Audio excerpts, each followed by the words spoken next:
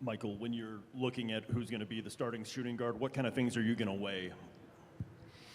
Yeah, well, it's not just about, I think a lot of times it's just about, well, who had the better stats. I think anytime you look at a starting lineup, it's also got to be what complements the lineup. We already know that we have Jamal, Michael, Aaron, Nikola, pretty good four-man unit. Which player is going to help complement the starters? Which player is going to help complement that second unit? But both Christian and Julian will get chances to be with both groups. And I never believe in just giving things away. I want guys to earn it, fight for it. And, Christian's done it. I mean, he started games. And obviously Julian, much younger, he'll have a chance as well. But, competition's healthy. And lucky for me, we have two young players who are going to make a very tough decision. Coach, here, welcome back. You mentioned twice the word failure. I don't want to know how do you use that? How do you use all the things that you said as a motivation and to, tell the team to be better to this team? Can you repeat that? When you said the word failure twice, do you use that as an extra motivation? Do you use that for you as for the team and as an extra motivation to be better this season? Or do you think you're going to be like, relax about that and you just said that word and you just mentioned that here? Well, the way I use the word failure is that from the outside, everybody views our season as a failure because we didn't win it. And that's, in one hand, it's a compliment because we've set the standard so high and we were the defending champions. But failure can be a motivation, but it can't be fatal. You have to learn from your failure. And it can motivate you to look deep within to find ways that you can be better across the board, organizationally, players, coaches, collectively. And anytime you come short of achieving your goals, you feel like you left something out there.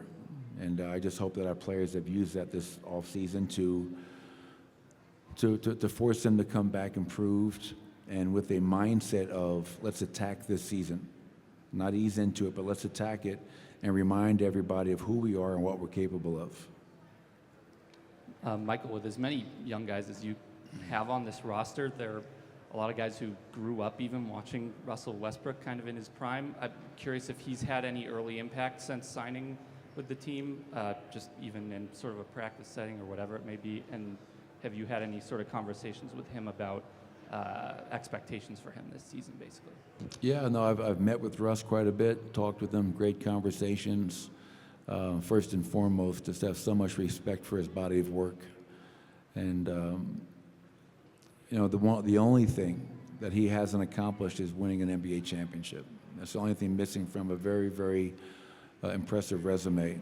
And he saw something in this team, this group of players, this franchise, where he wanted to be a part of that. And that speaks to, what we have going on here.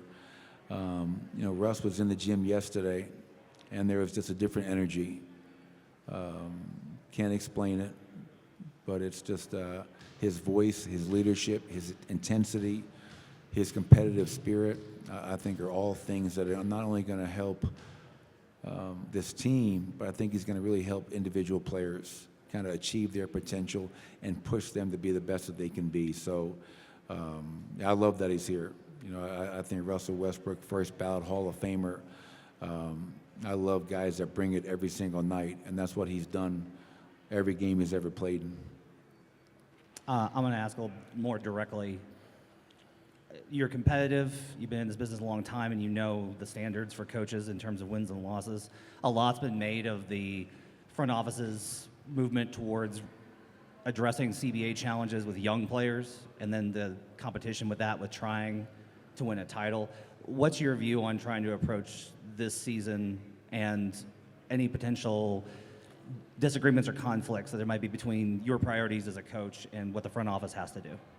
Well, me, Calvin, Josh, I think as long as we're aligned and communicating and collaborating and also challenging each other, like Calvin and I shouldn't always agree.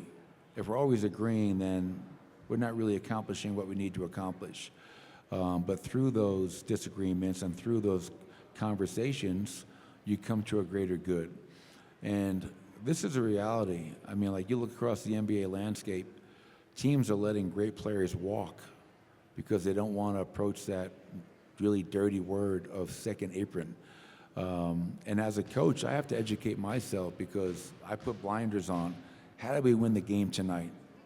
But I have to give respect to Calvin. I have to give respect to Josh and understand that it's more than just tonight. It's also a much bigger perspective on how we're going to be set up for success, not just tonight and this season, but for down the road. And all you ever want as a coach is to have the support from your front office and have the support from your ownership group. And I have that. I've had that from day one. And I feel very fortunate to have the relationship that I have with both Calvin and Josh because I've been around this game a long time, and I know that doesn't exist in a lot of places. Coach, you've said a lot that, dynasties aren't linear. You've brought up the Spurs in the past in terms of they've never won any. They didn't win back-to-back, but, they won a number of championships over a number of periods of time. What does that look like for you if you guys are to kind of approach that kind of franchise with that kind of championship level staying power? And how important is that to you guys, going into this year to kind of accomplish something like that? Oh, it's really important. If you're not striving to be the best, what are you, now you're just wasting time. And like Moses Malone used to say, ain't no half-stepping. If you're going to do it, do it. And I think we have a locker room of 21 players down there, excited for camp, but also excited for what the season holds. And, Jamal Murray said something really interesting. Like, he reminded his teammates, don't take this for granted. Like, we have a championship window. Not every team has a championship window. And what do? Do you take advantage of that, or do you look back in 20 years and have regrets? And the vibe and feel I get from our players is that they tasted success. They tasted being feeling what it's like to be on that mountaintop. We were knocked off last year. So, let's get back up. Don't feel sorry for ourselves and continue to work. But I made the point about San Antonio because everybody wants to repeat, but they never did that. But they had a standard of excellence year in and year out. When you ask anybody in the NBA community, they'll say, hell yeah, San Antonio definitely had a dynasty. And, you want to be remembered as a team that achieved greatness, and hopefully we can do that. That's our goal this year, and I'm excited to start this journey with everybody in this building pulling in the same direction. Coach, back here.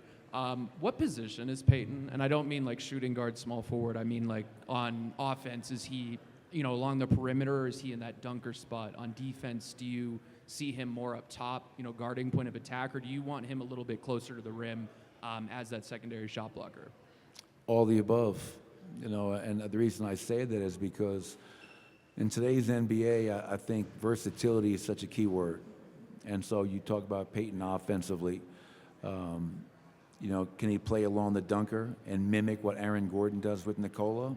Of course he can, and I think he's going to get better and better at that. Can he be a guy that catches on the perimeter and go and catch and attack the rim? We were, I think, 29th in free throw attempts a game last year. Peyton Watson should be living at the foul line. He has to have that attack mindset. He shot around 29 from three last year, and we have a goal for him this year to be obviously 35 or higher. Lofty goal. He's put the time in. He's put the reps in. And if teams are going to leave him open, he's got to make them pay. Defensively, what I love about Peyton is he can guard Steph Curry one night. He can guard Kevin Durant the next night. He can guard Karl Anthony Towns maybe the night after.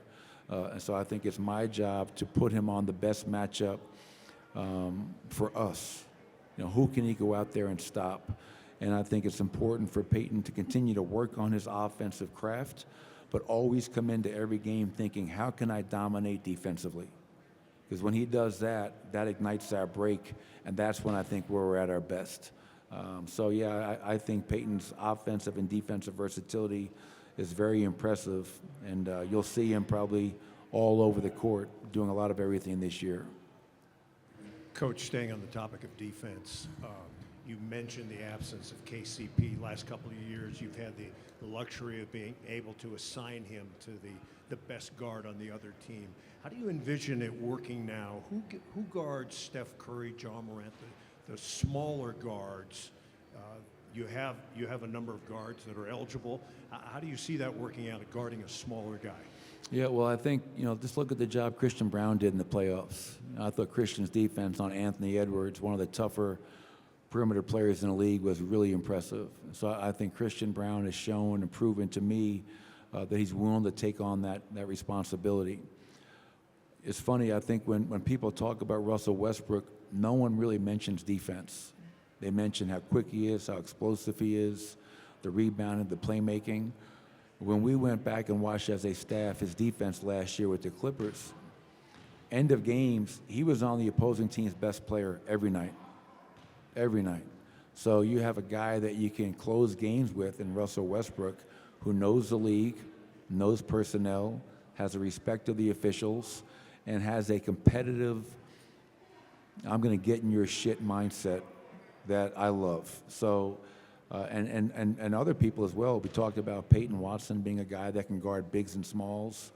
And I've seen Jamal Murray be a guy, when locked in, can be a great defender. So it's going to take all of us. I'm not going to put it on just one player. We were a top 8 defense last year. Our goal this year is to be top 3. And I think we have that within us. Michael, this is 10 years with the Denver Nuggets, a lot accomplished there, but I imagine it's a double-edged sword. Do you concern yourself at all with keeping the message fresh and not letting the room get stale? And as a second point, is there anything with the team where you look at, even though we've had success, for the sake of keeping things fresh, let's try to add new wrinkles, new roles and responsibilities to different guys? Yeah, I mean, I'm not the same coach I was 10 years ago when I first got here. And one thing that we always do, Adam, is that we take a deep dive and look within after each season, try to identify whatever blind spots we may have, but also trying to find ways to keep things fresh for Nikola, for Jamal, 10 years, 9 years, for Michael, for Aaron, guys that have been here, expanding packages, creating new packages, trying new things defensively, coming up with new drills in practice. And what also helps is as you bring in new players, like a Deron Holmes, like a Trey Alexander, Russell Westbrook, Dario Saric, I think new blood comes in here also allows you to kind of keep it fresh somewhat. So, yeah, I think I hate monotony. I hate doing the same thing every day. And I think we've done a pretty good job of trying to challenge ourselves to keep things as fresh as possible, but by also not losing sight of how and why we've been so successful. And our culture has kind of been a mainstay. That hasn't changed. The people around it, the philosophies on offense and defense may change, but at the end of the day, at our core, we have to maintain our Denver Nuggets culture and be disciplined and adhere to that. Thanks, everybody.